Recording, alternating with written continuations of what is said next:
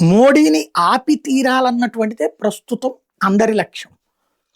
12 సంవత్సరాలు కంటిన్యూస్‌గా prime minister. ప్రత్యక్ష ఎన్నికల్లో జవహర్లాల్ నెహ్రూ రికార్డు కూడా వెళ్ళిపోయింది.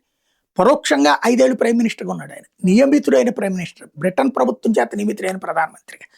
అలా కాకుండా ప్రత్యక్ష ఎన్నికల్లో ఆయన గెలిచిన దాంతో పోల్చుకుంటే, ఆయన నడిచిన దాంతో పోల్చుకుంటే ఇంకొక దాటిపోయారు నరేంద్ర మోడీ. అదే సందర్భంలో భారతదేశపు చరిత్రలోనే అతిపెద్ద సంస్కరణలు ఇప్పుడు జరిగినాయి. జీఎస్టీ సంస్కరణ దగ్గర నుంచి ఈ దేశంలో తీసుకొచ్చినటువంటి మార్పులు అనేకం.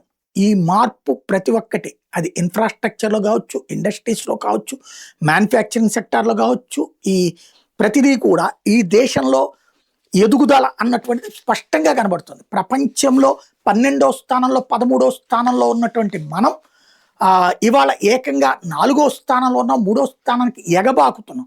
ఇది చైనాకి కష్టం. చైనాకి కష్టం అంటే భారతదేశంలో ఉన్నటువంటి వామపక్ష విద్యార్థి సంఘాలకి నష్టం. అదే సందర్భంలో అమెరికాకి కష్టం. ఎందుకంటే తమతో పోటీ పడేటటువంటి వాళ్ళని వాళ్ళు అంగీకరించలేరు.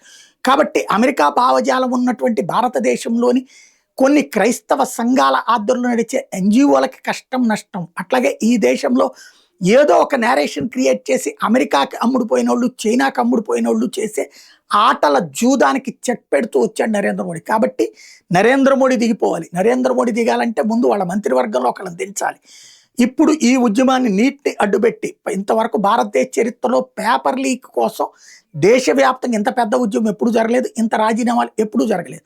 ఇన్ని పార్టీలు కలిసి చేసింది కూడా ఎప్పుడు లేదు. అంటే వీళ్ళందరూ ఒక ఆర్గనైజ్డ్‌గా చేస్తున్నారు. ముందు ధర్మేంద్ర ప్రధాన్ని దించితే ఆ పైన మోడీని దించొచ్చు. ఇదే వీళ్ళ లక్ష్యం.